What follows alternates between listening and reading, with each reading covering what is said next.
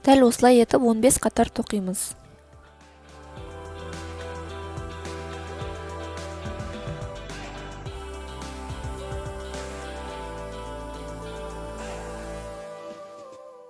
Он алтыншы қатарда 3 рет ілгек ілмей кері айналдыра отырып көрсетілген бөлікке кіргізіп 3 рет тоқимыз.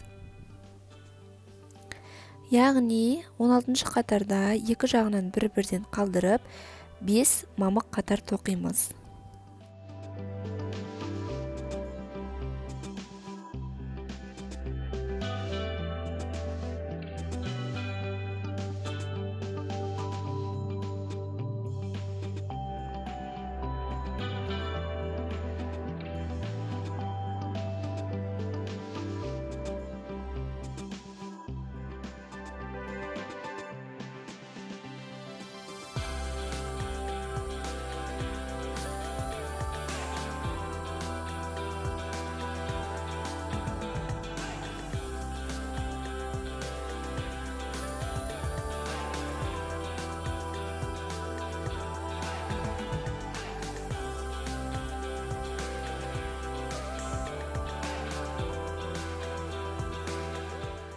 Осымен 16-шы қатарда бізде 5 мамық қатар болды.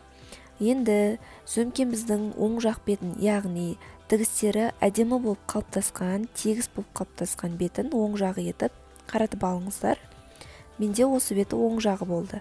Енді сөмкеміздің жиектерін қалай тоқып шығамыз? Мұқият қараңыздар. Ілгекті мамық қатардың бас жағындағы жіптен өткіземіз. Мінекей дұрыстап қараңыздар. Осы бөліктен 2 галочкадан шығарамыз. 1, 2, және әр дәл осындай бөліктің арасынан 2 галочкадан шығарып тоқимыз.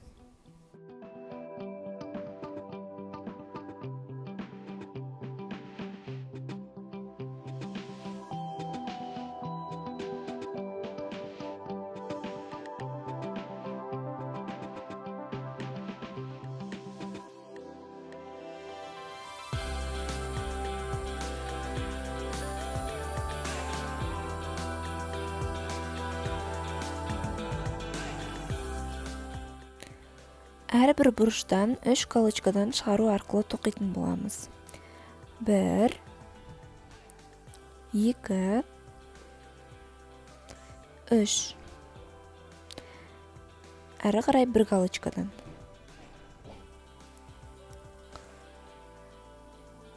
1, 1.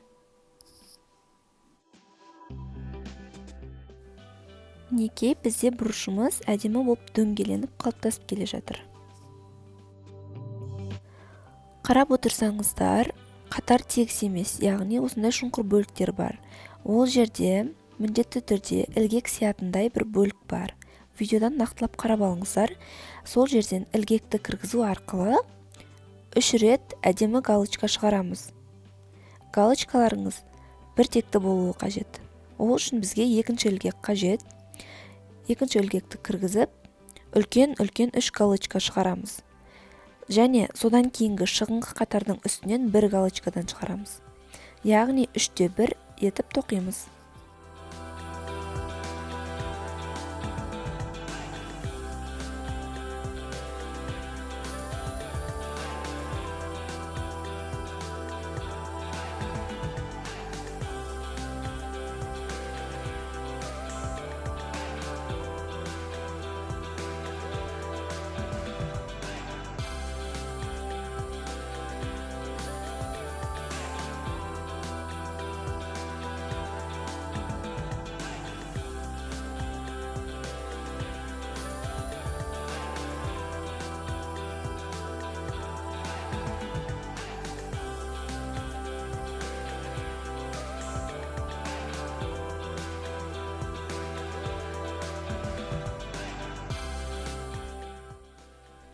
Үш галочка жасап шығару арқылы біздің қатарымыз біркелкі болып келе жатыр.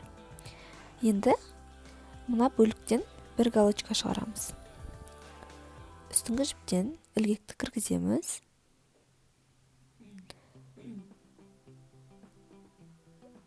бір галочка пайда болды. Енді әрі қарай дәл солай 3 галочка, 1 галочка етіп қатардың соңына дейін, яғни бұрышқа дейін тоқимыз.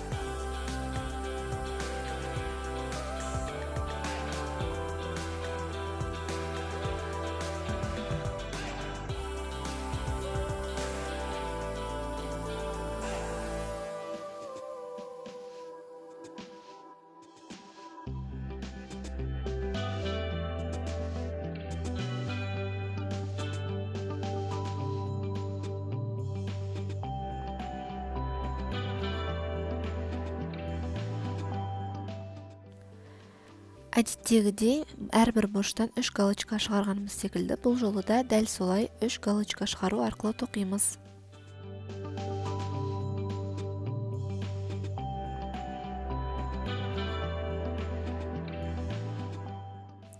Ал енді қатарымыздың енін әрбір мамық қатардың үстіндегі жіптен ілгекті кіргізе отырып 3 галочкадан шығару арқылы тоқимыз.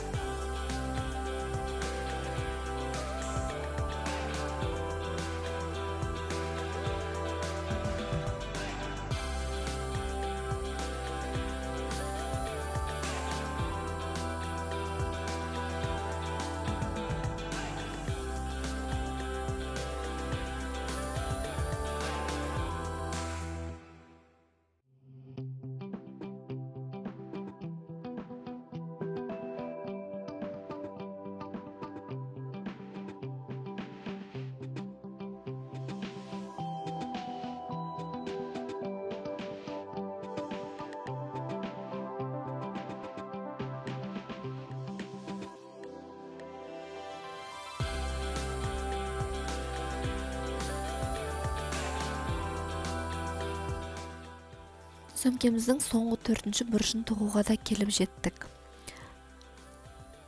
Ең алдымен қатарымыз біркелкі болу үшін бұл аралықтан 2 галочка шығарамыз. Және де бұрыш шығаратын 3 галочканы осы бөліктен кіргізу арқылы тоқимыз. 1, 2, 3. Әрі қарай ең алғаш тоқып бастаған жерімізге жалғастырамыз. Мінекей, қатарымыз толық аяқталды. Әдемі болып қалыптасты. Енді бұл аралықтан біз жіпті кесіп алып тастамаймыз, яғни бекітпе тігісті жүргіземіз. Ол үшін ең алғаш тегістеу тігісін бастаған жерден ілгекті кіргіземіз. Негізгі жіпті шығарып ала отырып, ілгектің бойындағы жіптен өткіземіз. Дәл осылай осы басталған жерге дейін тоқып алып келеміз.